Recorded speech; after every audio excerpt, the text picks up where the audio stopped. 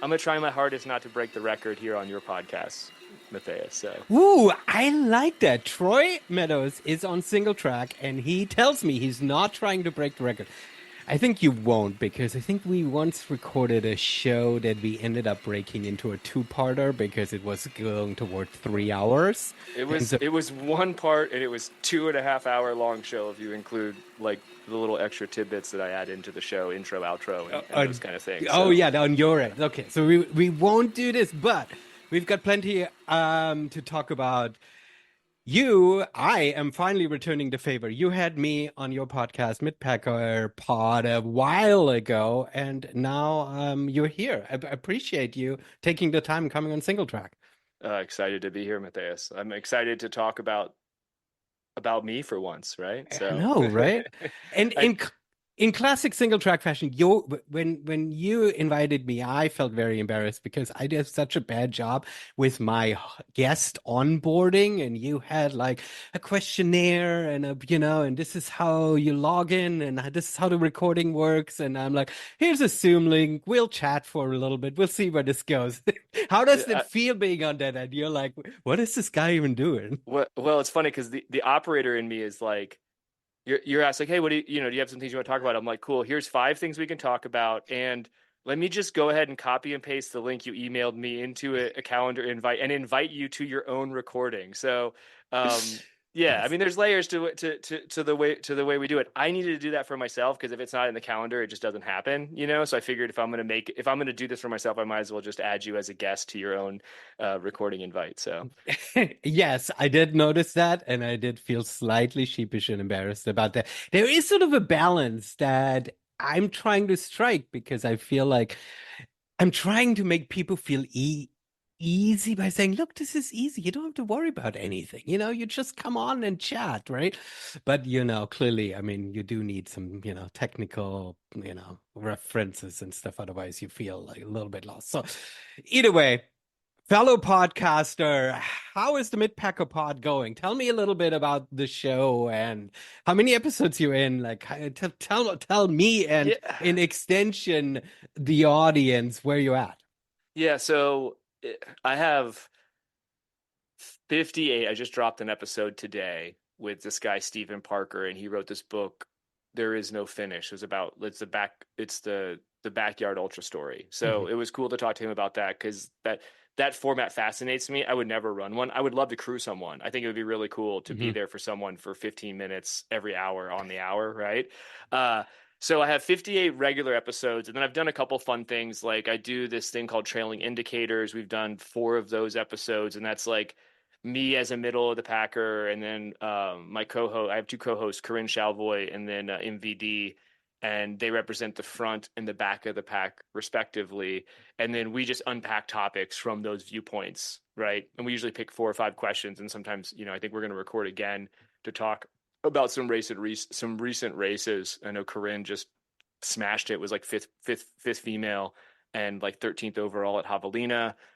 And then I think we'll talk about the Fall Classic a little bit, but I just ran the California Fall Classic and it utterly destroyed me. But then I also did this thing called Revisiting Unbreakable, Mhm. and I ended up bringing on.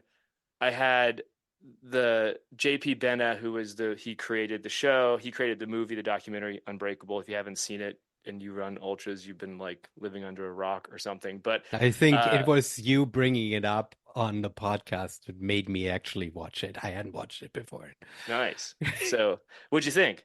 It's good, huh? It's good. It's good. It's good. Yeah. It's a I mean, considering it great was made in story. 2010 before you could actually have it, before there was a gimbal and a GoPro, and the fact Mhm. that they shot this thing on like full size like video cameras, it's pretty legit. I did that like 3 weeks leading up to Western States this year, and it was like I had JP on, and then I had Hal Corner, who was like the defending champion, and then ended up, spoiler, he drops. But we talked about that, Unbreakable, and then I had Debo on, Dylan Bowman, as the next generation that came Mhm. on after that. That like the movie was really very much an inspiration for him and his career, and we just kind of unpacked, like, for one, like a lot of the fun stuff that happened in the movie itself, but like the impact that it had. Because I feel like, if you look at the trajectory of ultra running in particular, but 2010 was an inflection point for sure. And so it was kind of fun to revisit that. And then so if you add all that together, this is like me as a long-winded talking podcast host, saying that if 58 plus 4 plus 3, don't make me do public math, but like 65 or 66 episodes at this point. And I think I started the pod. I've been pretty consistent. I've missed a couple weeks, but I put out an episode a week. So we're going on a little over, a year and a quarter of doing the dang thing. So I like it. So, I mean, if you were about a year and a quarter in, what motivated you during that time to start a podcast? What was the impetus for you? well, so I thought about it. Like I had a business that I had started with some of my friends. Um, I was the marketer. I like in IRL, like in my day job is I'm a marketing executive. So like, um, I was doing the marketing for that. I was doing a bunch of brand building for that, and that business was slowly failing. And so I was like feeling that entrepreneurial journey of like downsizing an organization, working really hard, but ultimately just trying to like tie up as many loose ends as possible so that maybe or maybe not there's something left over for the founders, or at least there's not debt that the founders are saddled with. So that was to be honest, like a slightly depressing experience, to say the least, right? But in that, I had some free time on my hands because I was also like actively looking for a new gig while I was still working for the company that I had started. And so I needed a creative outlet, and I kept thinking like, oh man, like I really enjoy um trail running, I really enjoy ultra running, and then but like what I really relate to is like I have a solid 64% on ultra sign up, so like I am the middle of the pack, right? I'm like literally right there, and like there's not a lot of content that specifically speaks to that demographic, right? If I'm going to use marketing terms. And so yeah, that was kind of it. I had been incubating the idea for a long time, and then the podcast itself is on the Free Trail Network. And the week that I was going to reach out to Dylan, because I was figuring like it would be really cool to have a little support from the Free Trail community, which I had been a big part of up until then, and was had been I've been like hosting some of the office hours that they do when Dylan and Harmony weren't available, and just really like trying to add value to what they were doing. I was gonna literally text message him that week and be like, hey man, I've got this idea, blah blah blah. And I had talked with Dylan before and said, you know, I'm thinking about starting a podcast. This was months ago, and he like I just got this text message out of the blue. It's like, are you still keen to do a pod? And I'm like, wait, yes, I am. Let's talk. And so then we talked. Like literally, what he had in mind was the concept that I'd already been incubating, which became the Midpacker Pod. And then I just really enjoyed doing it. I have a film and video. I have a degree in film and video as a background. As my background, I also as a marketer, I like creating content. Most of that content has been around like brand advertising, brand positioning, like long form content, mostly written, short form, everything from like the blog posts that go on the site to the clickbait that goes on other people's websites. And so, the idea of, and as the audience already knows, like I like to talk. I'm okay at it, right? So, and I don't know a stranger. My wife will say, like, dude, like I'm the guy that starts up a conversation with the people in the elevator when we're going down floors, like I am that guy. So, it just made sense, and I think I got some encouragement because Dylan, who's, I mean, if yeah, Dylan's a great podcast host, but he's just like, I think you'd be really good at it. So let's see what's up. And yeah, and I do all the things on the pod. So I'm like, I do the guest outreach, I edit it, I host it. I have a lot of fun with it. We were joking offline about the only thing I probably would outsource as soon as I could figure out how to drive a little bit of revenue from the podcast is like someone to do my social media, because I am so behind on posting on social media. So You know, I tell myself that social media is over and it's not even worth posting anymore. keep That's telling yourself that. yeah, right. That's my excuse. But at least I've got a website, so at least I can say, well, I'm still playing the SEO game, right? So that's Yeah. the journey that I'm like hanging my hat on. Well, That's your podcast. We should talk about your running though, because people here are not really interested in hearing from other podcasters, I would assume. Well, if you want to hear from him, you should go check out the Midpacker podcast. Tell me a little bit about how you even got into the running thing, which laid the foundation to do a podcast about it. God, so it was like 9 years ago. No, it would have been like 12 years ago because it took me like 3 years to actually run my first ultra. Um, no, gosh, sorry, I'm 44. I turned like here's the deal. Like it's public now on the pod. So But- I turned 40. I mean, I turned 30, excuse me. Gosh, I turned 30, and in the same 2 week period, I turned 30, my mom passed away, and my dog died, right? It's like this it sounds like, I mean, it's easy for me to talk about now. I've had 14 years to process this, but it's like it's like literally a country song. Like I was living a freaking really bad country Well, song. I'm glad that you can express it as a country song now in hindsight, because it sounds terrible. It was a really rough Yes. July. My birthday's in July. It was a really rough year for me, honestly. But like I quit smoking like that day, and then I always ran. I ran in high school. I did cross country and I did like the mile and the 800. And I just kind of like within a week or two, I started running again. I just like picked it back up. I was like I had that like midlife crisis. I'm like 30 and I haven't, I was way into hiking and backpacking before, but I've been smoking cigarettes since I was 14 years old. Like there's literally it got to the point where I didn't have a photograph of me under the age of 30 up in, as an adult where I didn't have like a hand rolled cigarette in my hand, Mhm. you know? So it was just like this, it was an ubiquitous part of me. And I was still like, I could still, we'd go to the desolation wilderness, like we'd go do on hiking and backpacking trips. It was, but I was like, I'm done with the smoking. I need to change my lifestyle. It was like kind of that classic trope. And so, I quit smoking. I started running, started right off the rip and went and ran 3 miles, 3.5 miles or whatever, ran a 5K. And I was like, oh, that wasn't so bad. I lived out in the middle of nowhere in the Sierra foothills. Um, and then I had like a series of injuries that kind of held me back from running more, but I instantly got like pretty hooked. I was like, oh, this is cool. I found out about Spartan races and I was like, oh, this is cool. Like I'm gonna do a Spartan race, Oh, right? I was like, wow. Yeah. I'm gonna start doing push-ups and pull-ups and I'm gonna get fit and I'm gonna do a Spartan race. And then I was training for this like Spartan half marathon that they were gonna do up in like South Lake Tahoe. And so I was living like in Placerville at the time. And then I found the book Born to Run. And I Yeah. read that book. Dude, I read that book like cover to cover in like 4 days. And I was like, okay, like forget this obstacle course racing stuff. Like I want to run I want to run ultra marathon. I totally vibe with this. Uh, and then I dealt with like a knee issue. I like walked my knee into I was chopping wood and I walked my knee into the handle of a wheelbarrow and bruised my patella bone and kind of probably probably damaged my meniscus a little bit. And it took about a year for that to not hurt past 3 miles. So I basically could run 3 miles every day for a year. And then slowly but surely, I mean, that was kind of my journey. It took me, I ran my first ultra at Way Too Cool. It would be like 9 years ago.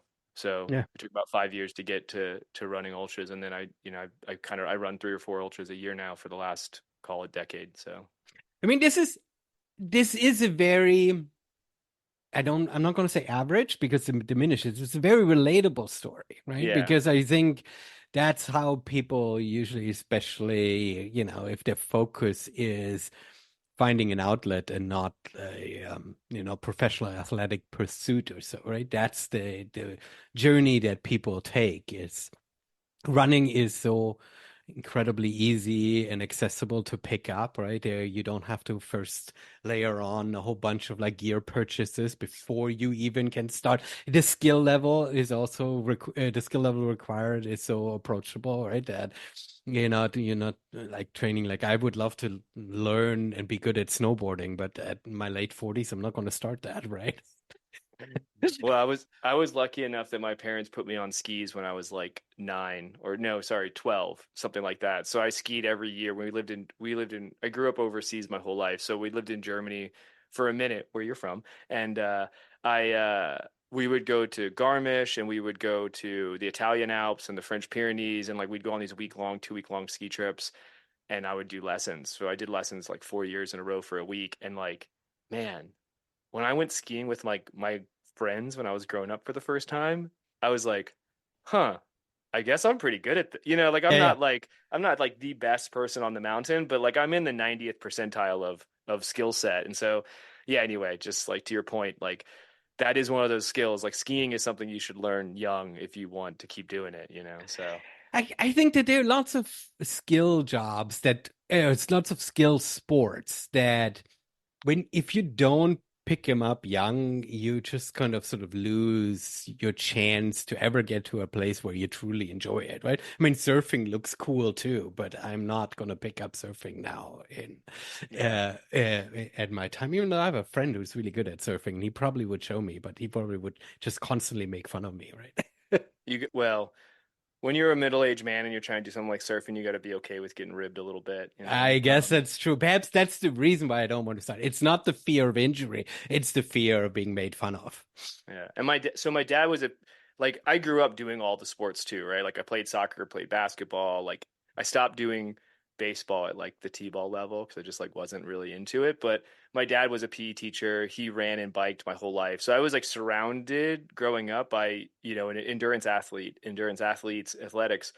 But I definitely fell out of it, in like 15, 16. I was like went through my whole like I don't want to run anymore. I'm going to smoke cigarettes and be one of the cool kids. And then that went on until I was 30. And then finally I had like had my light, I always was into outdoors, always, like I said, into hiking and backpacking and stuff like that. But I definitely had that like, oh crap moment where I was like, I need to make a change, and running became a part of that. And here I am, gosh, 14 years later, man, I'm fit. I'm fitter than I've ever been in my entire life. And I can, all of that goes back to making that choice at 30 to reevaluate what I was doing to myself and to my body. That being said, you know, I don't think running ultras is all that great for your body, but I train hard so I can play hard. So. I think the training for an ultra is great for your body, right? Yes, That's what agreed. people are Agreed. saying, right? Yeah. The ultras destroy you, but it's the training for, right? The commitment, the constant getting out the door and doing something is what hope keeps you fit and keeps you alive, right? Yeah. And then when I turned 40, I got into lifting heavy things. So I started doing like way Okay. more, some of the weight stuff. I try to lift 2 to 3 days a week in the evenings after the kid goes to bed, and I run in the mornings. And so, just trying to like just build a body that can keep doing this. I would love to still be towing the line at 60 and running 100 Ks. So you got to think long term. You have to have somewhat of a long term plan there. You got to kind of like get yourself to a certain level in order to handle the deterioration that ultimately comes with getting old. So I know it is though. Yeah, it is an interesting perspective shift that you're not doing it just for what you want to achieve today or this year, right? You're sort of laying out a foundation of being able to do this when you're older. When I ran OCC this summer, waiting at the start line, I ran into a guy from Switzerland who looked at my bib and saw the German flag on it. So he started talking to me in German, right? This is how you do it when you have a highly international field. You don't know who you can talk to. So you look at bibs and like, oh yeah, I think that person speaks my language. Anyway, we were talking, and he said that he got into OCC very last minute because UTMB invited him because he won his age group. I think the over 60s age group at Igo Ultra Trail, and he had no intention of winning that. But because he won that age group, he essentially got direct entry to OCC like 6 weeks later, right? And I don't know what exact rule UTMB decided that would be okay, because I don't think that's officially written down. But either way, that happened. And it gave me a new idea, right? It's like, oh, qualifications to some of these events is really, really hard. But doing through age group, you potentially could get into, right? If I yeah, stick around long enough that nobody else in my age group does it, then I have a chance of actually qualifying through age group wins. Well, I don't know if that's ever going to happen, but it planted that seed of longevity. I guess that's it, where I'm getting at. it's kind of funny you mentioned that because when I was 30 and I was like coming up in the sport, it was like this was like 2010 or whatever. We kind of mentioned that before, 2011, 2012, like spectating Western States. Like I missed the 2010 year, but like I spectated in 2011, 2013, and like I was watching all these people and I'm like, man, like these guys are like they're just like phenomenal athletes. I'm trying to get there. I hadn't ran an ultra yet, and I was thinking like, oh, like when I'm 40 and I become a masters runner, I want to be taking names at 40. And I realized very quickly that wasn't going to happen because all these people who are just studs now are still going to be studs at 40. Yeah. And so like to your point, like my game is like at 60, I want to be winning age groups at 60 because like everything will start to slowly come back to me and the people like hopefully those guys that are super fast have just like destroyed themselves by the time they're 60 and they can only they can only go as fast as I can go and then I can compete with them. So There we go. That is exactly the approach. So you've mentioned California now several times, but that's not where you actually live. You're from the East Coast, or you are at the on the East Coast right now. I am. I spent 15 years in Cali, up in Sonoma, mostly in Sonoma County. I spent like 7 years in the Sierra foothills, and I spent 8 years in Sonoma County. I live in Asheville, North Carolina right now. So, Okay. yeah. Asheville, quickly give us a status update. How are things right now? I mean, so for one, Asheville sits at the intersection of food, beer, and trails. It's got amazing access. It's got amazing food. It's got more breweries than churches, and that's saying a lot because we're thump in the middle of the Bible Belt. Um, it's pretty bad, man, to be honest with you. Hmm. Like I went out yesterday, I had to get water, so I gathered two 5 gallon buckets, two 7 gallon containers, and two empty 1 gallon water bottles, and I went out to like there's a tank. There's one of those like 400-gallon tanks that someone has in their front yard, and they actually they put a chlorine filter on it, so I know the water is actually really good. And that's where I sat there and filled up all the water for the house for the next 5 days. That's what we're gonna drink. We're gonna bathe in that, and we're gonna wash our dishes in it. My sink right now to wash dishes is a solar shower hung above my kitchen sink. My tub is my shower right now is a 5 gallon bucket with a submersible pump and a nice little like spray hose on the end of it. And I heat up water on the stove, and we take warm to hot showers. Um, there's the water is not potable. We have water coming out of the faucet right now, but it's not potable. It's on a boil notice, and they've got enough. How do I put that? I don't know what the numbers represent, but like if your home swimming pool is at a 3 and your public pool is at like a 4 5, the water coming out of my tap right now is at an 8. Ugh. So it's literally like like call it 3 times what you would normally put in like your home pool. And I just don't want to put that on my body. I mean, it's just a lot of chlorine. We're not washing clothes right now. We're not using the dishwasher because the dishwasher doesn't actually get hot enough to sanitize the water because the water has to get boiled. So it's a lot of paper plates, a lot of bamboo silverware, a lot of one pot meals just to minimize like the amount of work that has to get done. And then every day I got to put water in the solar shower so we can do dishes. And every day you got to move a half a gallon of water onto the stove and warm it up so you can put it back in the 5 gallon bucket to make hot water for your kid's shower. And, and it took them 17 days to get power for us to get power back, 22 days to get running water.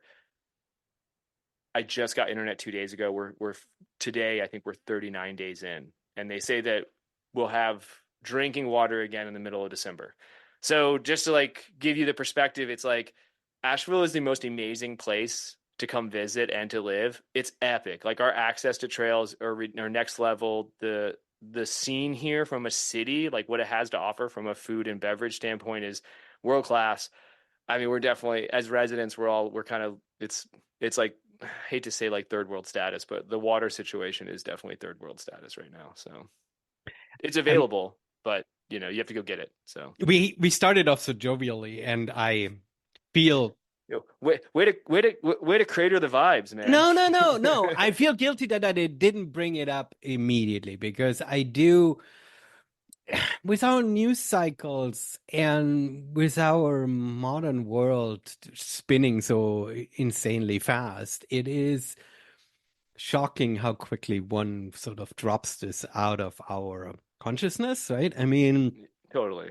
I mean, you are living this every single day, and seemingly, a million things have happened. And I sit here on the West Coast, and I've completely, yeah, I'm aware of it, right? I know that this happened, but to be honest, I had no idea that this is the level that you were dealing with on the ground still that many weeks after. I mean, it's sad and dude, Yeah. wow. Well, we've been lucky because like I've been through. I mean, I lived in California during wildfires. Like we lived in the Caribbean in the late 80s, early 90s. I went to school in Florida, so like I've seen some natural disasters. Like I've never seen infrastructure destruction like I saw here.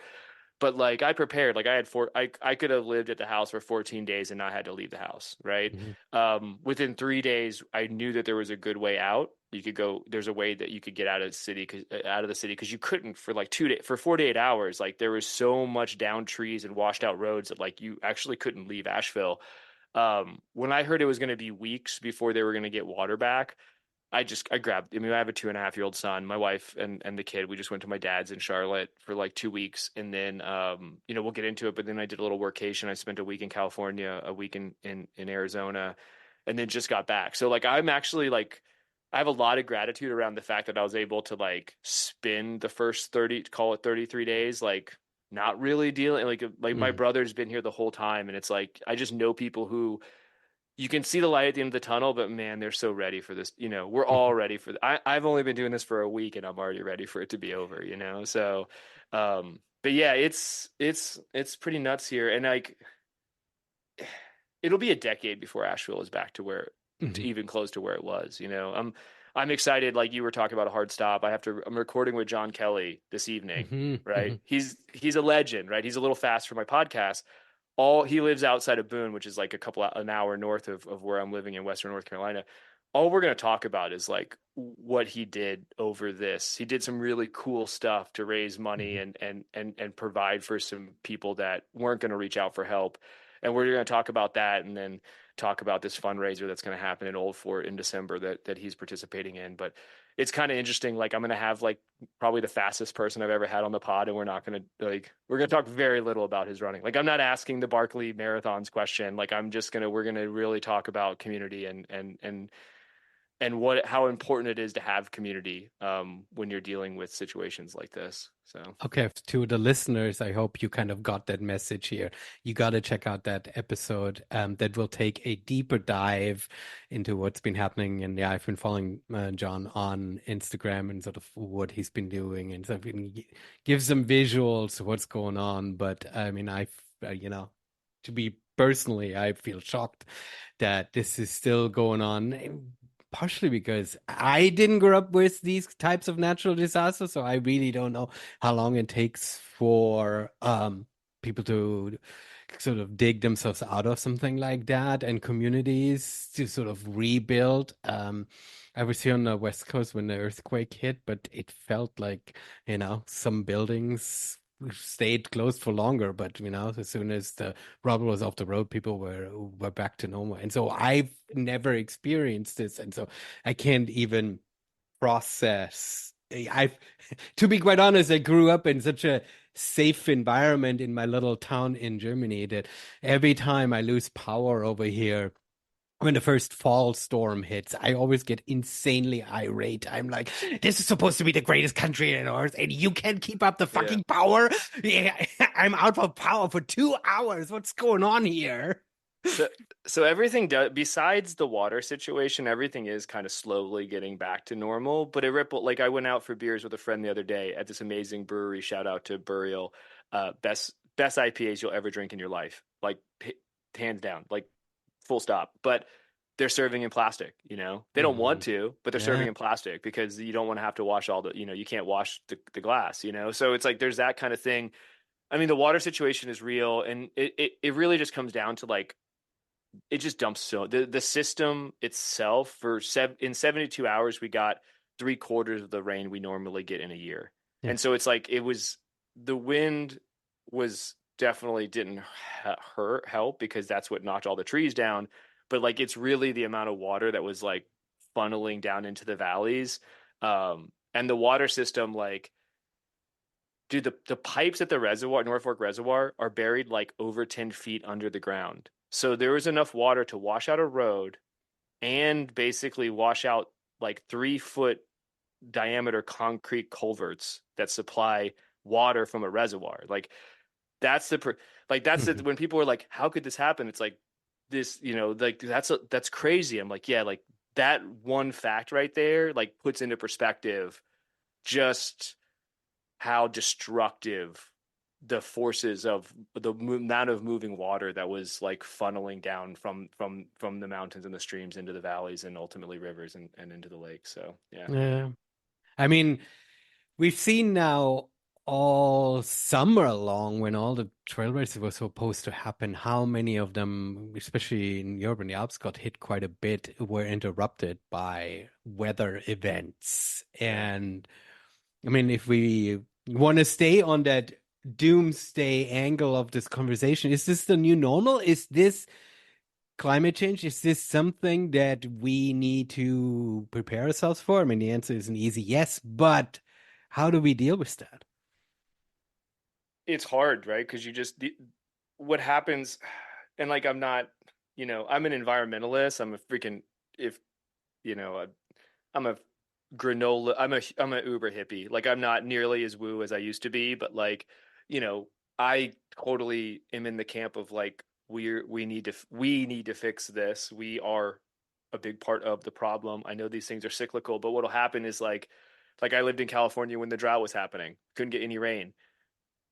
And now like a year later they got more, you know what I mean? It's like this Mhm, whole thing just comes and goes, and like the pattern, it's it's so cyclonic, and that's like a bad pun, but like in the way that like the patterning of the weather happens, and it's like, oh, it'll be really hellish this year, and then the next 2 years it won't be as bad, and so you'll kind of revert back to this like, oh, everything's fine, and then it'll come back again, right? And so it's this whole like it's not slapping you in the face enough right yet. We mhm, haven't hit that tipping point where it's creating real downstream effects like crop loss that you feel mhm, constantly, or like infrastructure loss, like not having water to drink across more than just like a small population when you're talking about like the whole, the earth as a whole.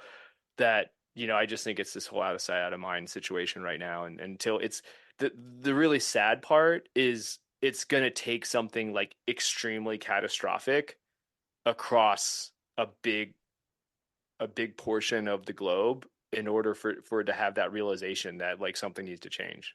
So at least that's how based on like what you're saying, like that's yeah. kind of that I that's mean, very human too. So it is a really, really tough situation. And the election this week have shown that people are fed up with having to worry. Like in Germany, there's a running joke that, the way we used to say when Obama was in office and things were going sideways, we sort of jokingly said, "Oh, thanks, Obama," right? I mean, there was always this sort of running joke. And in Germany, the Green Party has been banging the drums for decades now about climate change, and they've actually gotten quite a bit of popularity to the point that they actually got elected to a coalition that is currently leading the country. And it is they've since the last 2 years they've lost tremendous amount of support because people are just sick of it, right? They don't want to have to deal with it, and it's completely counterproductive, right? I mean, it is not something that by being sick of it you somehow can make it go away. But literally every time the running joke in Germany, every time something goes slightly sideways is thanks Green Party, right? And it's this sort of weird aversion that we as humans have of, and it blows up to a societal level, but it comes down to a personal level, right? I mean, making change and being a better person. You started off saying how you expressed in hindsight your journey from smoker and not doing much to taking care of yourself, right? I mean, but this transition usually isn't easy, right? This transition to wanting to better yourself or wanting to improve doesn't come easy usually for us as humans and for us as society, certainly not.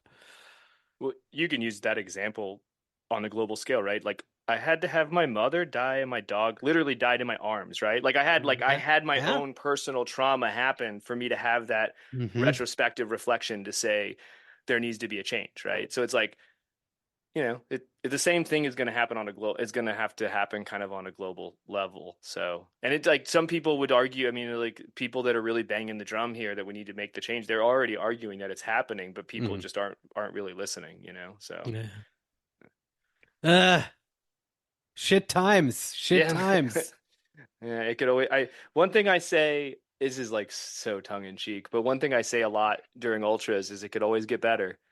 You have to keep doing the work. You have to keep Yeah. putting one foot forward. Like we have to do the work to make it better, but it could always get better. And I mean, I'm just hoping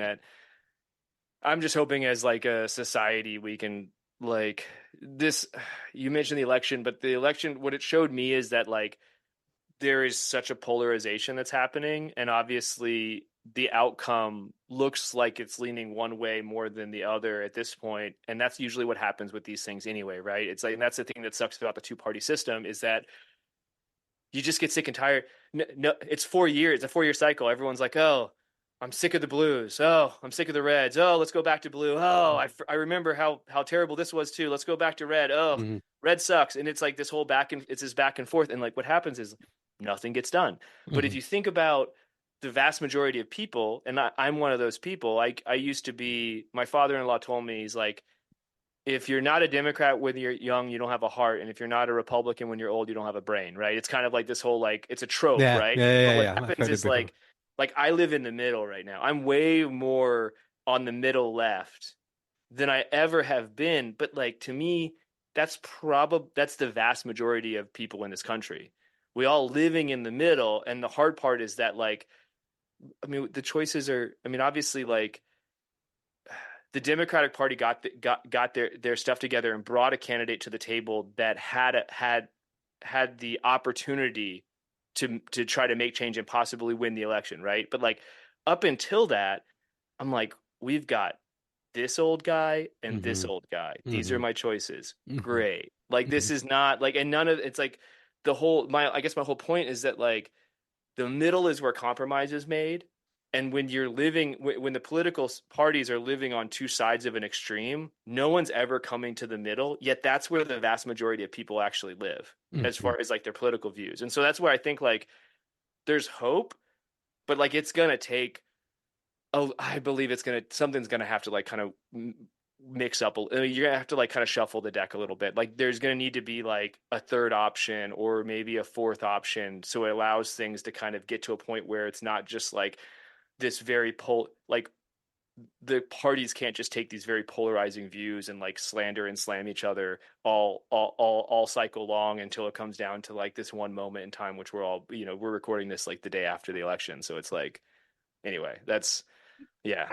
I know. I mean, no, I appreciate kind of your perspective and your insight because I mean, I'm not even a US citizen, right? So I don't even get to vote.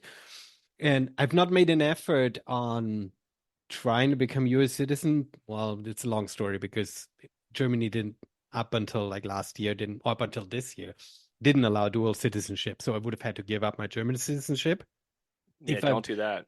exactly, right? So I didn't, right? But they just saying so anyway.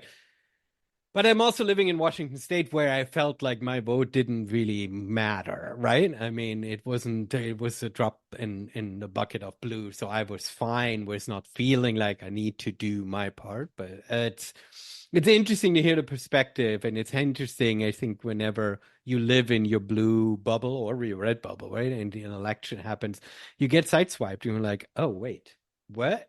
There are people outside my sphere of immediate French circle and conversations that I have that feel and think differently about things. And as much as we love democracy, or sometimes we wish we could just wrestle people to into place and do our bidding, but we're not there. Yeah, and I live in a swing state, like, and Yeah. I'm surrounded. Like Asheville is a drop of blue in a sea of red, and it's like it's like we were not.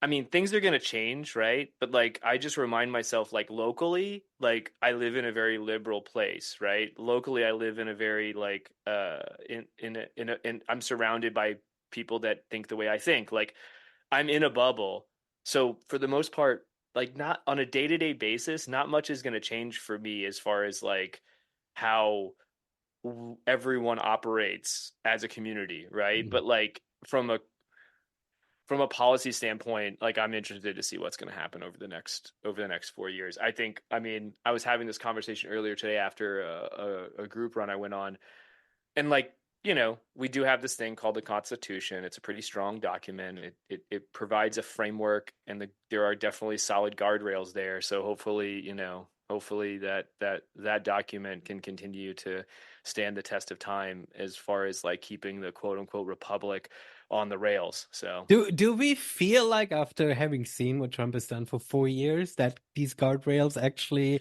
do exist?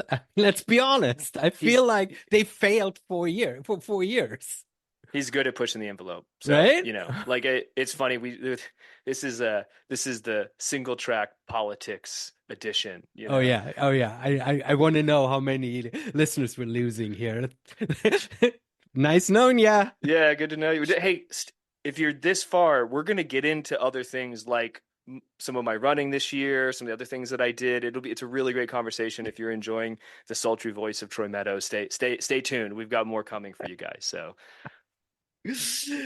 I don't know. It's tough because I feel like, I quickly took a cursory look around if 3, 4 days before the election, and Outside Magazine, I Run Far, nobody posted about it, and I was a little bit curious about it. I feel like I understand this whole idea of wanting to create a space that gives people a chance to escape, but at the same time, I also feel like we're all dealing with this. And are we really in a place to ignore these conversations and stuff? I don't know. It's a tricky situation.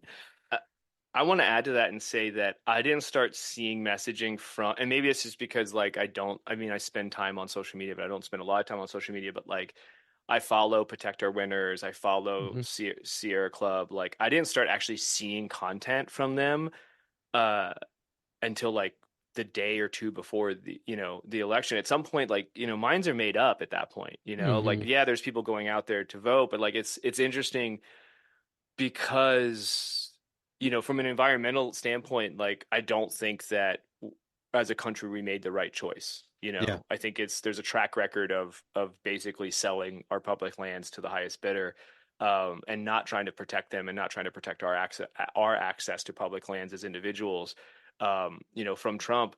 So it's interesting to me that like some of these organizations that are a little bit very much environment first weren't like to me it's like that's the kind of stuff that needed to be in their content cycle like 2 or 3 weeks ago, you Yeah. know so I feel the same way. I was sort of surprised that there wasn't a more concerted effort being made, right? I mean, I feel like in 2016 there was so much of this idea that maybe Trump would become presidential, or maybe he would mellow out when he would, but we didn't really know if the words that he was saying he would actually he would turning around. But we have a track record now. We know how he turns his words into action and to sort of have him now come back in feels um, like we have no excuse. We know exactly what we're in for. it's going to be interesting. It's That's all I going can to say. be It's gonna interesting. be interesting to say the least. So yeah. It's a tough situation. Well, we can talk about lots of tough situations, but let's talk about.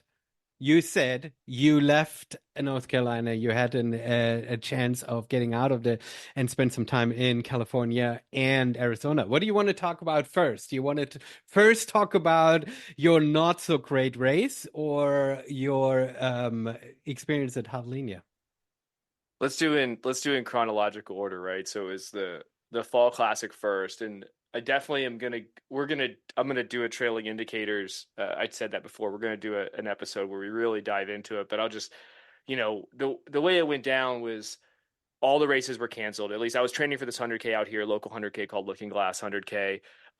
It's in November. It's supposed to happen. It's going to happen next week. It's actually funny because that side of the Blue Ridge didn't get hit nearly as hard. So the the Forest Service actually upheld the permits, though the race director had put out a statement right after the storm saying that like right now the race is canceled, right? Mm. And they'll like roll over credits, all this stuff, right? And then so I was like, okay, I started looking around. I'm like, well, I knew that the California Fall Classic was going on. Skip Brandt, the owner and founder of the Hillsburg Running Company, who also inherited the Lake Sonoma 50 miler and then kind of turned that into the Lake Sonoma Race Series, which is the 50 miler, which is the original, the OG Lake Sonoma 50, Hmm. and then the California Fall Classic, which is the Lake Sonoma 100K, and then they're just about to do a 100 miler in February. They're calling Sufferfest. I will tell the audience right now, like that thing, that's going to be a hard race. That's going to be, I want nothing to do with that race. That race is going to be so hard. If you like to run very hard hundreds, that race is going to be so hard. Back to the California Fall Classic. I looked on the website, I looked on Ultra Sign Up, and registration had closed on the 1st of October. And this was like the 6th, and the race is the 6th or 7th, and the race is on like the 18th or 19th. And I was like, huh. And I messaged Skip, and I'm like, so I noticed that the registration is closed for the Fall Classic. I was like, what's a guy got to do to get a bib? And he's like, you want one? You need a host? Like, what's like, he called me up real quick and was like, dude, come out. Like, just get out here. Like, do you need a place to stay? What do you need? Like, I have a bib for you. Cause he knew, like, he has family in Boone. So he knew what was going on over here. And I'm like, dude, thank you so much. And then I knew I was going to do this thing at Javelina. We'll get into that. And so, like, I talked to the wife and I'm like, this is we should just go on a little workation, let's just go visit friends. I have a bunch of friends in Sonoma County. So we went out, I ran the race. It was amazing, like all ultras until it wasn't. Quickly, And a fall classic, what's the distance? I'm totally not aware. yeah, so they do a 55K and 100K. I Okay. ran the 100K. The Okay. numbers are like the 100K has like almost 14,000 feet of gain, so like 13,000 feet of gain. Okay. The thing about Lake Sonoma that everyone needs to understand, if you've never ran out there, it's death by 1,000 paper cuts. There is like that 13,000 feet of gain. There's two big climbs on the whole course. That's it. Everything else is this like unrun, like not mostly runnable ish, but just it's just up and down, up and down, up and down, up and down, up and down, up and down, and it just like it works you in ways that you're just not used to like being Hmm. worked. And it was 96 degrees in the shade. I'd been running in Asheville where it's like 65 degrees in the Hmm. morning and maybe 85 degrees. And, I just had, I, I was an abbreviated training block, though I was pretty fit. I stayed pretty fit in general over the summer. And like it just hurt really bad. It got really, really bad. It got really hot. I remember I left an aid station full on ice bandana. I mean, I probably had like 6 pounds of ice in my bandana, like draped across my full body. And there's a 5 mile section. It took me 2 hours to finish. And I got to the aid station. The only thing that was still wet was my bandana was kind of damp, but my entire body, I was soaking wet when I Hmm. left. My entire body was dry. So like it was just super hot. I wasn't used to it. And yeah, so like I almost dropped. I had friends in the aid station. They were like, they laughed at me and told me to get up and walk out of the like literally they're just Yeah. like people that are just like, dude, you picked the wrong damn aid station to try to drop at. And so I finally, I finished the race. It was amazing. I got to see so many of my friends. And that's what I was telling them at the aid station. I was like, I don't need a Western States qualifier because I have one. I'm just here to have fun and see my friends. I've seen my friends and this stopped being fun like 4 hours ago. So like I just have no reason to continue on. And they were just like, no, dude, get up, get out of here. You're not doing it here. So um yeah, so I had fun. I would say like it's an amazing race. Like if I was training for it properly, I would have been doing some hot water immersions. Like I Hmm. literally had to abbreviate my peak training. I was like 5 weeks out. So like from my goal race. So it was like right in the heart of my training, but like I didn't get a chance to put in a full block. But I managed to squeak in under the Western States qualifying time. But I was running like at 12 and a half. I was running like a 13-hour race, up until about mile 35, 40. And then it turned into a 17 and a half hour finish. So, Do- Does Those are the worst, but if you're doing pretty well and then just like not at all. But at Oh, least you've crater. had the time, right? I mean, that's the advantage of being a mid packer. Because for me, and as the back of a packer, you often, if you have one of those breakdowns, you're very quickly hitting cutoff times. Yeah. And that's when a level of pressure and tension and frustration sets in that makes that suffering in the end really, really gross. I hate having to chase cutoffs. It's one of the worst feelings when it comes. I can take any chafing, I can take any physical pain compared to the feeling of having to chase cutoffs. Yeah, it was I will say it was a great trip. It was needed because, my wife got to see some like her best friend. We stayed with them. Um, so it was awesome to get to like see California again. And then get to see, the entire run crew that I kind of cut my teeth running ultras with was all out there. And yeah, it was good. It was needed. It was what I needed. It was nice to like I'd never said it out loud before. Like it was literally the first time I was like, I quit. I'm dropping. Like I like Yeah, I yeah.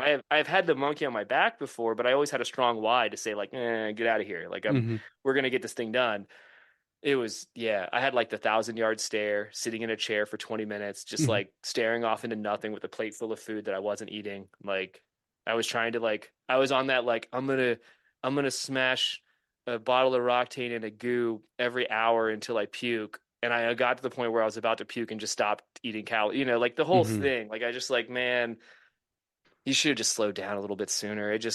I was, yeah, anyway, I had my goal and I was like sticking to it until, things just turned into survival mode. So, Yeah.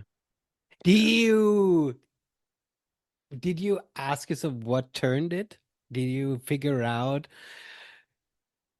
It, the it was just peak, really, the it was hot. It was yeah, the really, really heat? hot. Yeah. I was hot and I got behind, like, I remember we got to the turnaround point and they had pretty cold water, which I was pretty excited about. And, um, then you have to like climb out of that plate. You kind of drop down into it. So you have to climb back out of that. And like, at that spot, I filled a bottle, put a whole packet of element into it. So it's 1,000 milligrams of sodium, downed half of that bottle and then refilled the bottle and proceeded to like sip on that bottle out of that. And 20 minutes later, I felt better. And I'm like, oh, Mm-hmm. okay. Like I'm a little down, like and then the heat and then like the heat kind of got to me. And so it was every aid station turned into like a 10 15 minute reset Mm-hmm. after that, and it just like slowly my stomach was like, yeah, no more. And I remember like it was starting to cool off. I was like, oh, I'll try to eat a gel, and I put in like a third of it and was like, yeah, I literally held the gel in my hand for like an hour and change trying to sip on a gel, and I was like, this is not going well, and so that's it. Just turned into like I would just grab like four orange wedges, and that's why I'm like literally fueling myself on an orange every 6 miles at that point. And like it's the first time I ever left an aid station with a full soda. They had like Mm-hmm. ice cold Cokes, and I had my little collapsible cup, and I filled that with ice. And I literally like I'm like trotting down the trail with a full Coke, like literally filling it up and drinking it. Like I've never usually, I mean, I filled bottles before with Coke, and I've just never been like road soda, let's go, So it was, it just, you do what you got to do to get it done. So, I mean, awesome. You got it done though, and I think heat is a tough one, right? Because you can't really train it for. I mean, yeah, you said you could have done sauna and stuff like that, but if you're training in an environment where the temperature is vastly different from race environment, then your whole nutrition plan changes drastically, right? And that's hard to prepare for. Right? Well, glad you duked it out though. to give you an idea too of how my pacing was, uh, Norda was sponsoring the race, right? And I had got to meet the founder the day before. I'm a big fan of the brand, and then I knew that Matt Seidel was running the 55K, and they start an hour after the 100K runners. And I'm coming into Warm Springs, which is the mile 13 aid station. It's the first like big major crew spot, drop back spot. And I feel this guy coming up on me, and it's a tiny little punch of a climb to get to the road where the aid station is set up. And I'm like, hey, you want to pass? He's like, yeah, that'd be great. I like kind of step to the side of the trail. There's enough room for us both to keep going. He goes past me, and I'm like, is that Mr. Seidel? He's like, yeah, it is. We're literally get to the aid, like, and then we get to the aid station. Like, he ended up going to win. He went on to win the 55K, but like the winner of the 55K passed me at the 13-mile mark with an hour head start. Like, are you kidding me? I mean, for me as a back of a packer, I'm like, yeah, that's literally the life I live. This is literally what I experience. This is what fuels me. That I'm like, well, at least I see them once. I mean, I experience it. That's how it is. Well, the cool thing about the cool thing about the Lake Sonoma is it's kind of abbreviated out and back. So if you're fast enough, you may see other racers, at Hmm. different times. So Yeah, yeah, very cool. Well, I'm glad you got that done. Then you went to Javelina, but not to race in a completely different function. This is what I'm super interested in because I don't like live stream trail races. So I'm very curious about this conversation. yeah, so I ended up going to Lake Sonoma in a media standpoint. I got to Javelina. I'm sorry. Thank you. I ended Yes. up going to Javelina in a media standpoint. I was um, bringing in the last 6 hours of the live stream. So we're talking the kind of middle to back of the after 24-hour mark. So like the back of the middle of the pack and the back of the pack into the golden hour. And then before that, I went out to my a friend of mine, Katie Asmith, really fast lady. She was doing field commentating at Jackass Junction, which is kind of the halfway mark on the loop. And for the listeners, if you don't know, like Javelina, the first loop is longer, but it's basically 5 loops in the desert. You run 5 loops, so you see the front runners pass.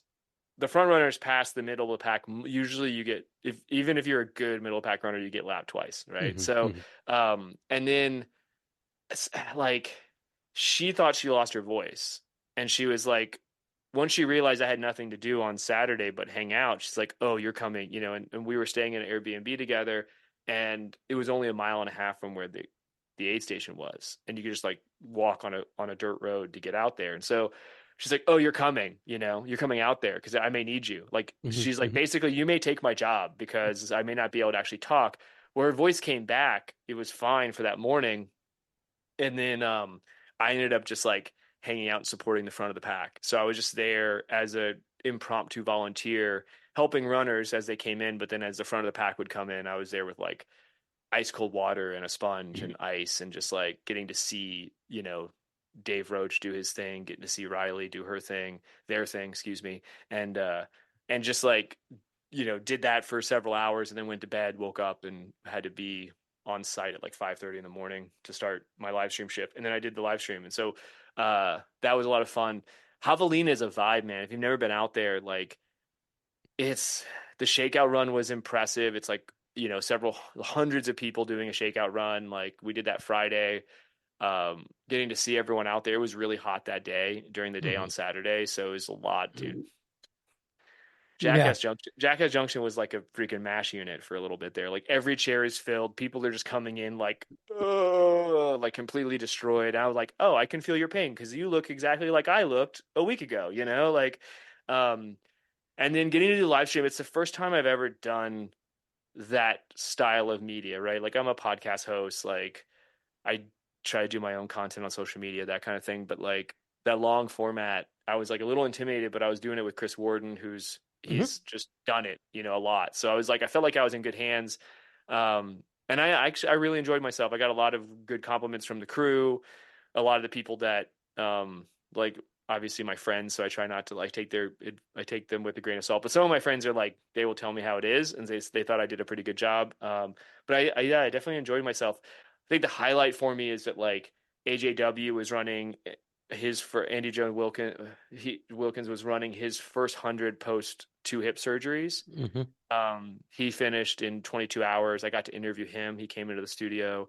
Got to interview Dave Roach. Got to interview Riley. So I got to enter the front. It was like as a guy that interviews middle of the pack, the mid pack. I was like, huh. I'm over here interviewing like the tip of the spear here. This is a new and interesting experience for me. Um, yeah, so it was. I mean, I really enjoyed it. I think I would do it again. Like if Hmm. I was invited back to help Mountain Outpost do any work with the live streams they're doing, I would be happy to add value to what they're doing. I enjoyed it. Like obviously I have a film and video production degree, so like I I've got some advice and some critique that I would like I could that I think could help them. But at the end of the day, based on the resources that they have, I think that they're doing a decent job with what they have available to them. So The live streaming trail races is such an interesting playground right now, right? Because yeah. to your point, there are obvious limitations and there's such great efforts being made that it doesn't feel fair to just berate it. It's and constantly dunk on it and constantly demand it to feel like ESPN, right? I think there is a journey and there's a reality, and I am not somebody who says that that is that the product's shit and that's why I'm not interested in it, right? For me, it's about the time I'm spending. Like I just don't enjoy unless there's something super exciting happening that there are specific athletes that I feel like I need to follow, like I just don't ever spend any time even watching these live streams, right? And so for me, it's hard to conceptualize what would be a good live stream. Like I'm a bad judge because I'm not, the product doesn't feel like it is for me, right? Have you been following live streams a lot? Like, do you know what a live stream has been looking like when you've gotten into it that you're like, oh yeah, I know how to behave because I've been watching these guys doing this for the past few years? Yeah, so I am a super fan. So yes, like Okay. I've spent some time recently. I don't spend as much time in the chats. Like Western States, like was the first year that I watched the live stream for sure, but I did not engage in the chat because I had a lot going on, and I realized that there was just like is the first time I've been in the chat and realized that like maybe this part of it isn't for me because there's just so many like I don't know, like you can only handle so many people asking where Goggins I is, yeah, yeah. like that We kind all of know. thing. So I'm We like, all and I'm know the live streams, the yeah, commentary. Yeah. and so but I will say I mean, the time that I did it, it's not peak time with Hmm. Javelina. So the people that are in the live stream are like committed part members of the community with runners who were trying to finish, right? So it's like it was really cool to engage with those individuals and like leverage them. And there was a lot of people helping us with like what loops runners were on and like just like kind of helping us like fill in some data points that we were kind of missing because we are like caught, kind of caught up in the moment. Hmm. But yeah, like I mean, dude, I remember a couple years ago watching the Cocodona thing, and I was spending a week out my dad had rented this Airbnb out on the coast of North Carolina, and we were out there visiting, and like they were getting to spend time with their grandchildren. I had an iPad, and I just like had the Coconut live stream on, and I was telling, I make these jokes to my family because I'm like, oh, I know you guys know it's probably been on your calendar, but the Coconut live stream's going on, and they're just like, oh, right, the Coca what, and so then I explained to them what it is, and they're like, wait a minute, what's going on? And Hmm. like I mentioned before, my dad's like an endurance athlete, my mother-in-law, they both ride bikes, so they're intrigued. And by, literally by like day 3, she's like sitting there with the iPad, like, what's going on? Like they want to Hmm. check in and know what's going on. So it's like there's something compelling there for people, to answer your question, like, yeah, I've watched my fair share of it. I think the interesting part is like people want to compare what's going on in the US with like some of the content that they're seeing, like with UTMB content, right? And Hmm. it's like trying to compare like a banana with an apple. Like it's just not like the amount of infrastructure that actually exists around Mount Blanc and the amount of money that's getting put into that production versus the resources that are being leveled out at like say Hard Rock Hmm. to do a Hmm. live stream. It's like, dude, it's mountains to Hmm. Hmm. molehills, excuse me, when it comes down to that. So I try not to like I said, as someone who has a little bit of a production background, like there are some things I think there's some things that could be optimized, but at the end of the day, like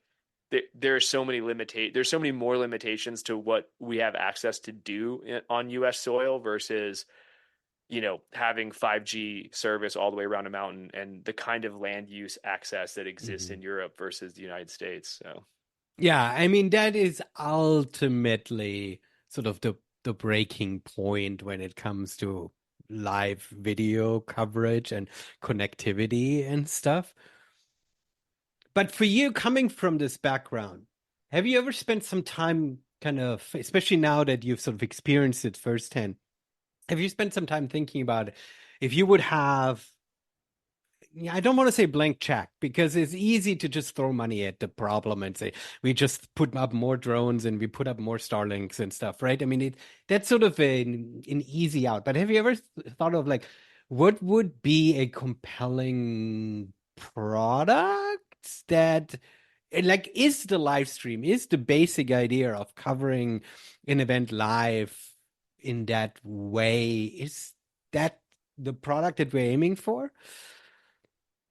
Okay, so I'm in the middle of a conversation with someone about this, right? And I mean, it's not like a recording or anything, and I'm not gonna get into too many details because it's something that we're actually workshopping. But like, um, I think it's about how you package it. So like, I Hmm. think what you have is like you have the live stream, which is the long format. So like diehard fans and people who are invested have family members there, like they really appreciate that. I think there's exposure from a brand standpoint that a brand can appreciate, Hmm. Hmm. um, especially because I feel like there's a large value add there. Like I don't know what a brand is paying to cover like Javelina to be the one of the sponsors for the Javelina live stream, but like man, they're getting a lot of impressions, right? Yeah, yeah, yeah. And I they're and mean, they're it and it people. increases the eyeballs. I mean, the basic economics of it makes perfect sense, right? When you used to have a sponsor come in and saying, okay, you've got X amount of runners signed up and X amount of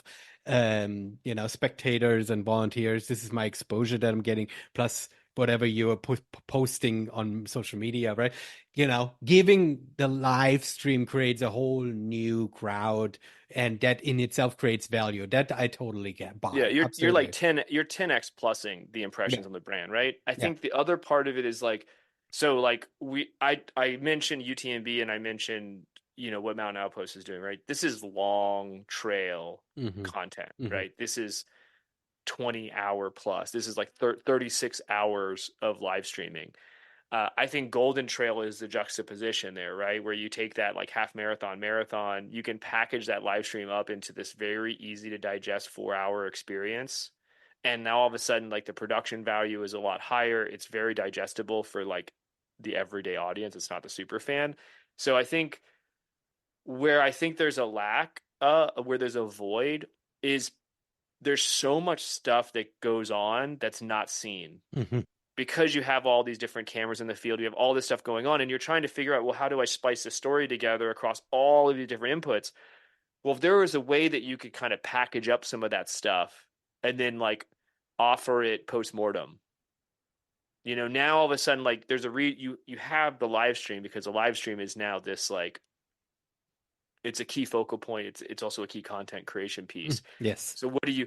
So then it's like, how do you create an infrastructure around like repackaging some of that stuff? There's I mean, as someone who has uh, a degree in like history in creating like film and like there's a lot of work that goes into that. You just don't say like, oh, like just whip it up, like it's like there's a lot, but I think that's like that next step of like you have all this really dynamic and rich content.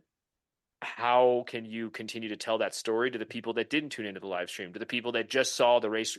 Like if you just saw the race results in Ultra Runner magazine or went to Ultra Sign Up or saw someone, saw Dave's post mortem post on social media, it's like, yeah, you know what happened. Hmm. Like he got first Hmm. place, but like there's all kinds of stories that can be told after the fact. It all has to be done in a timely manner. And I think that's where, from you as an RD, like that's where there's like ways that you can package up stuff for the race directors too. And then there's collaboration that you can create with your partners if you're the person producing that content. So that's where I think there's a good place.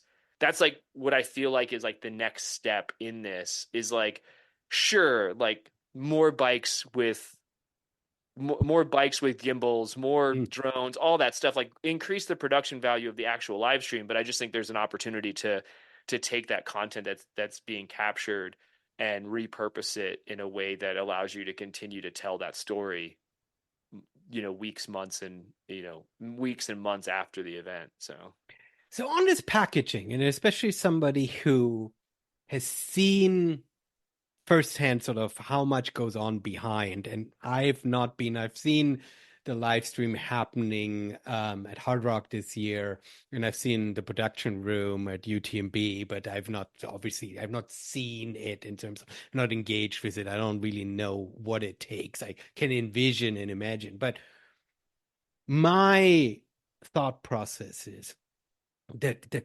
connecting point that I'm missing is that if I know that a race is happening, and there are a couple super easy ones. One is I don't understand why Aravaipa has a website for Javelina, and you go to the website to try to find a live stream, and there's no obvious button to get there. Like that's for me, racists do this all the time, and I don't understand this.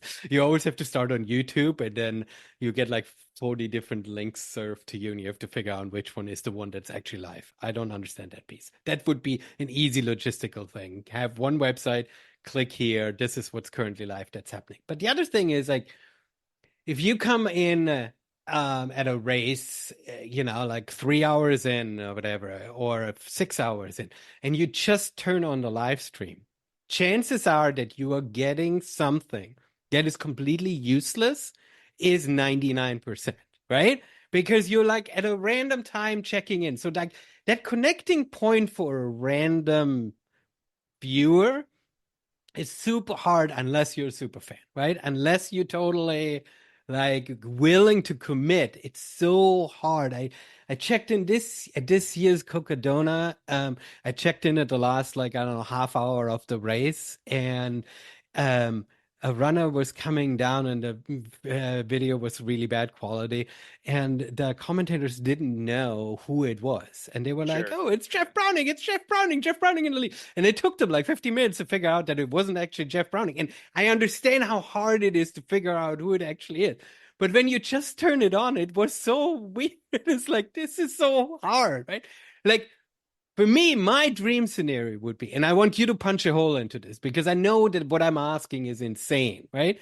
But if you could put a especially for these super long events if you could put a here are the last 3 hours, here's the first 3 hours of the event, here's a summary, this is what's happening, it's a 20 minutes thing, it doesn't even have to be super animated, but the people on the ground know what happened the last 3 hours. If you could summarize it for me in 15 minutes, I would click play and I know and I'm catching up with what's going on, right? I mean the production probably takes too long, right? I mean is that Yeah, well, that's because you're looking at it from a like when I go watch an NBA game and they go to halftime, they give you the like six best plays that just happened leading up to halftime. Oh, boom, boom, boom, boom, boom, and Mhm. then you go to the halftime show, and then these guys sit there and like, but the number of people that are sitting behind the curtain Mhm. putting all of that together and the number of people who are actually or there's several maestros, there's several people who are literally that and they're I mean because like I've been a floor manager for like a class, it was a class project when I was in school, but like man, like Mhm. you're literally just barking out orders, go this, pull that, put this in, put that here, this. Now I think there's frameworks and there's ways that you can say this is how we tell these stories, which makes it easier to figure out what to pull and where to put it. But like you still need, I mean, at this point, there's not enough resources Mhm. to push all that together in a meaningful way. And then the other part of it is like making sure that you're driving eyeballs back to that is another thing that's very difficult to do too. And then the sport itself is so dynamic that by the time you put together that 15-minute recap, that's the first two laps, like everything, someone could have Mhm. blown up and everything could have fallen apart. And then it's just really like, it comes down to like making sure that you have like a lot of strong comms on in the field, like going on in real time, and then relaying those. How do you relay those communications back to the people who are like on the mics talking to Mhm. it all? Because that's like I think where because you could also do quick recaps. You could have the actual commentators doing quick recaps. I think that's where the next evolution of this is the ability to have really cool overlays, showcase like like you would see in like the Tour de France, for example. They'll Hmm. pop up a video, a little thing that shows where the riders are, who's placed what for that day, or above the top, it has like the peloton of like who's chasing who and what, how many riders are in it, right? That kind of thing. But like that's, I mean, the Tour, I mean, bicycling is at a whole nother level when it Yeah. comes to the amount of revenue that's coming into that sport. So it's just like, yes, you can make these comparisons at the same time. Like we are so in the early days Uh-huh. of the ability to add any of that. And it's going to be incremental to a point where like it'll be one new thing every, you know what I mean? It'll be one or Mhm. two new things every year too, because all, you got to think too, like none of this stuff is backed by like there is no big runner. You know, there's no big Mhm. running, right? There's no Mhm. like Mhm. to use the joke, right? There's no like VC backed money or capital, or there's no like multi-million dollar media deals going on because there's also no the distribution is, you know, there's a couple thousand there's like 10,000 people that are going to tune in, you know. It's like Yeah. that's not enough to move the needle to like make any change when you're talking about production quality because the gear is, I mean, the gear isn't cheap. It's not, Mhm. you know, it's like, and everything that you're seeing from Mount, it's a double down. Mhm. It's like, oh, cool. Like we did this. We kind of this came in. Oh, let's double. Let's buy some more Starlinks. Let's buy some more. Like let's build the infrastructure. They're building the plane while it's classic entrepreneurism. They're building the plane while it's falling. They're reinvesting as much as they possibly can into making it better every single year. You're seeing that happen, but then there's also so many technical things happening on the fly that they're having to problem solve for on a minute by minute basis too. Yeah. So it's Yeah. just It, it's a it, it's fun, but it's definitely, dude, I'm so happy that I'm the guy on the mic and not the guy mhm.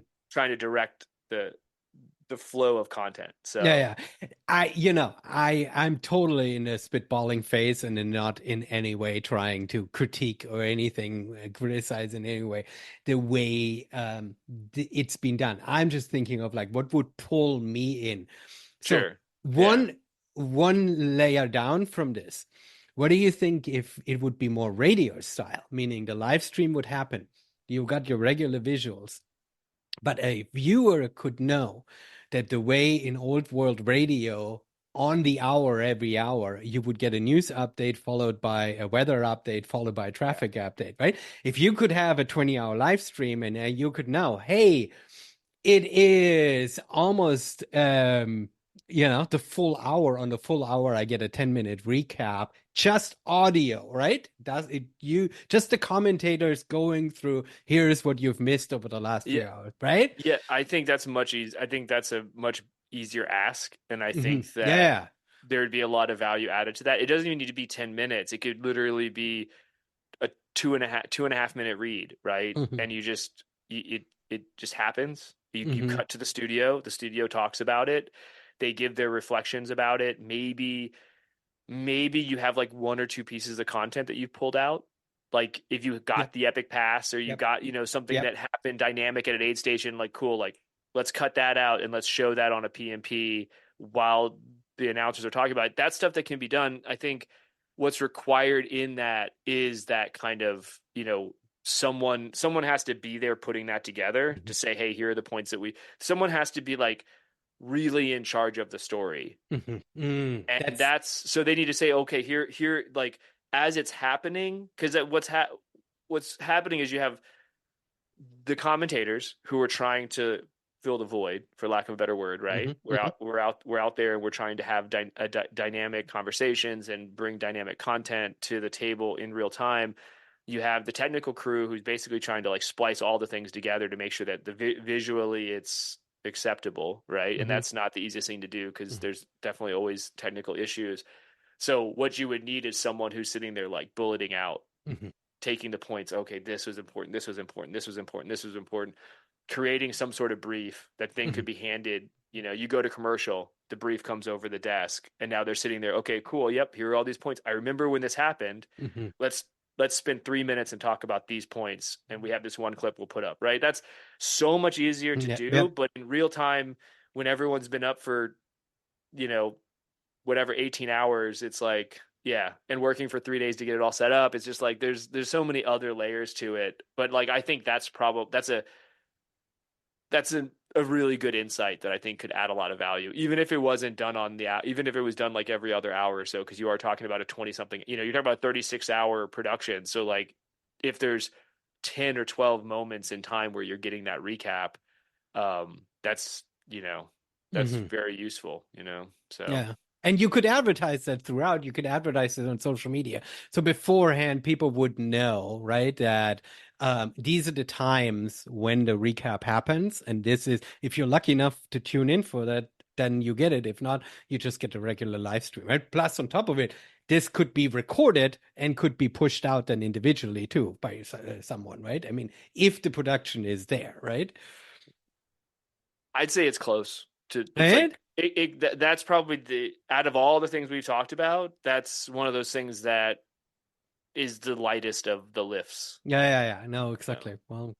Speaking of lighted of lifts, this was already a very long show, and we said we would not try to break it. I just have very much enjoyed this conversation, and so I would just want to keep you on, but I don't want to like over stay my welcome here.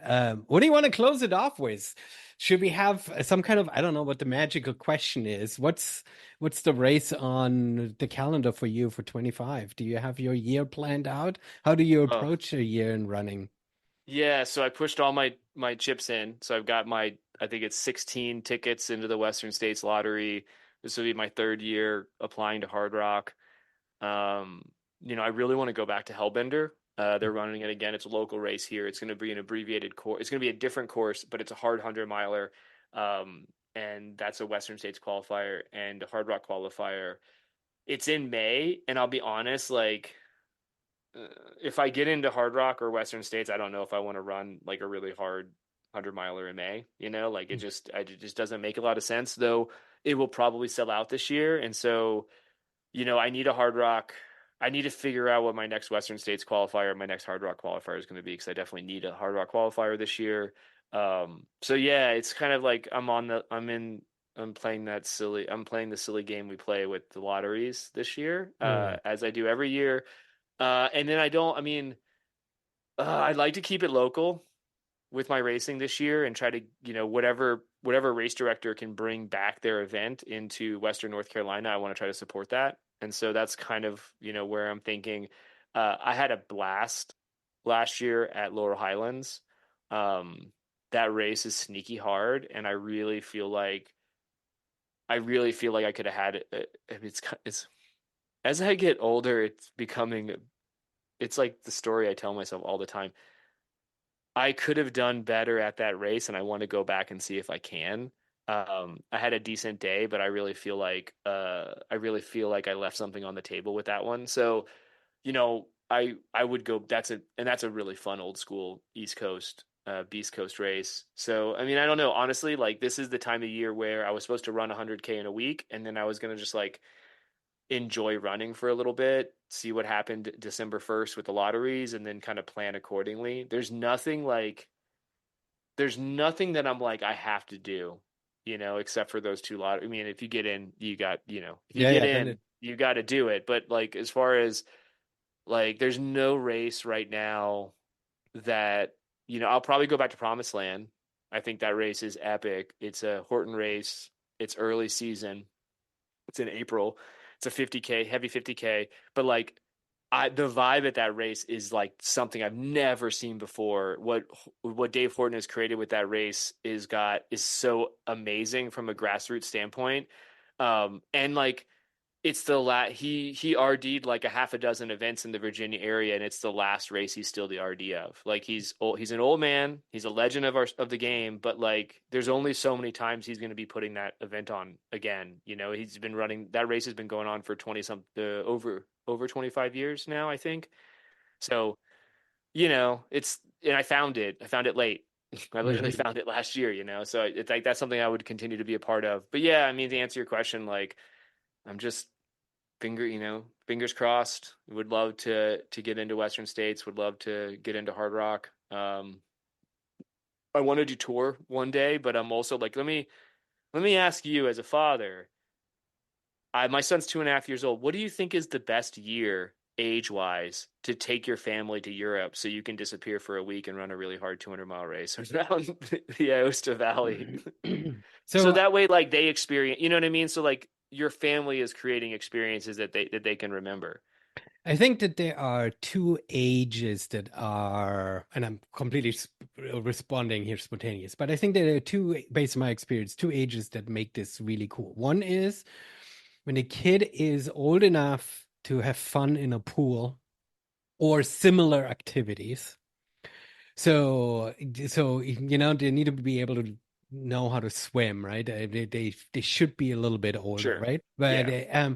there's so many activities in Europe, these Sommerrodelbahn, these summer coasters, where they basically have luge tracks in the side of the hill, right? And you sit on this little go-kart that is just gravity fed, right? And you just go down the a mountainside. And so Europe has a ton of activities for kids, sort of before they hit middle school, so elementary school age, where they can still get wide-eyed by a pool and a couple of these activities and stuff, right? And taking a gondola right before they start pissing on you as a parent and hate being around and just want to sit on their devices all day long, right?